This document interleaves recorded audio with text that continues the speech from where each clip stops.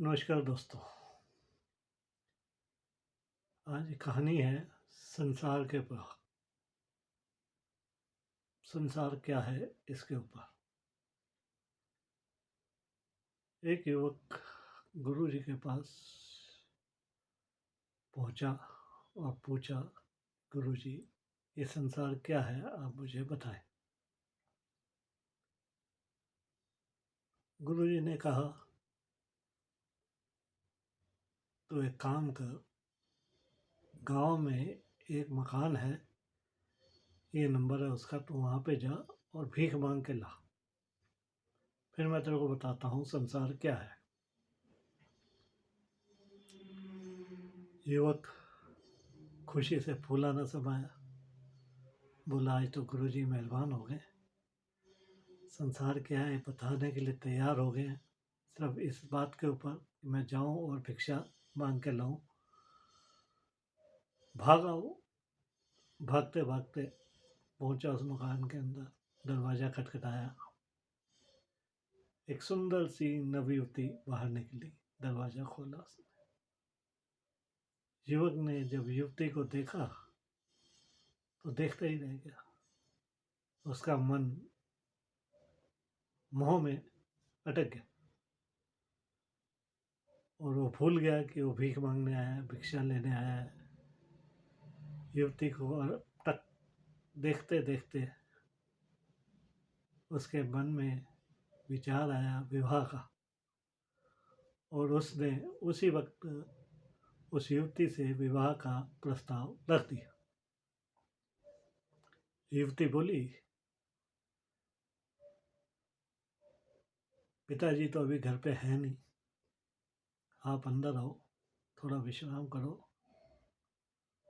पिताजी आ जाएंगे तो फिर बैठ के बात कर लेना।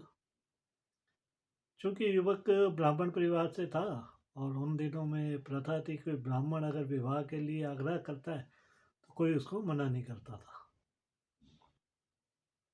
युवक अंदर गया और विश्राम करने लगा। उसके बाद उसके युवती के पिताजी आ गए, बातचीत हो गई, विवाह हो गया। युवक बिल्कुल भूल गया कि गुरुजी ने मेरे को भेजा है भीख मांगने के लिए, भिक्षा मांगने के लिए। अब विवाह हो गया तो उसके बाद में बच्चे पैदा हो गए, 3 बच्चे पैदा हो गए उनके।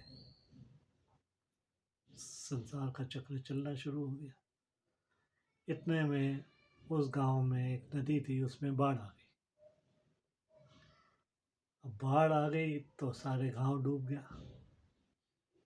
सब अपनी जान बचाने के लिए भाग रहे इधर उधर इधर उधर। यह युवक भी अपनी बीवी और तीनों बच्चों को लेके बचाने की कोशिश करने लगा। अब बहाव इतना तेज था कि 2 बच्चे संभाले ना गए और वो बह गए। अब तीसरे बच्चों को छोड़ के वो भागा उनको बचाने के लिए, तीसरा बच्चा भी गिर गया और वो भी बह गया। अब बेचारा देख रहा है इधर उधर, ये क्या हो रहा है, क्या हो रहा है मेरे साथ। इतने बहाव का एक और बहुत तेज सी लहर आई और उसकी पत्नी उसमें बह गई। उसको बचाने के लिए वो नदी में कूद गया, पीछे भागता रहा और बहाव इतना तेज था कि पत्नी भी गई, बह गई, बच्चे भी बह गए, मकान भी बह गया, सब कुछ बह गया और वो भी बेहोश हो गया। कुछ समय के बाद उसकी जैसे तैसे तंद्रा खुली, किनारे पे पहुंच गया होगा। तंद्रा खुली तो देखता है वो गुरु जी के सामने बैठा है।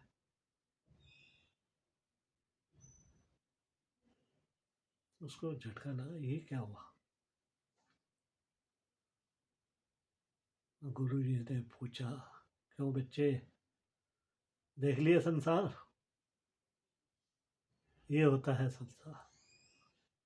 युग उठा, बोला गुरु जी कुछ समझ नहीं आई बात।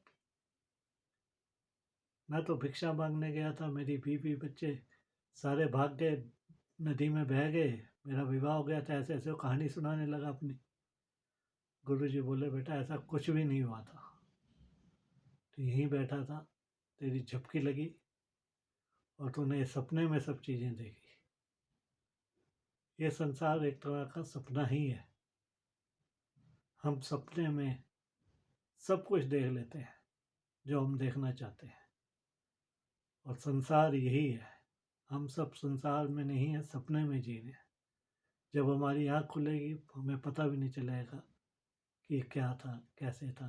जब हम अपने पुराने उसमें पहुँचेंगे तो ये सब संसार जो है सपना ही लगेगा।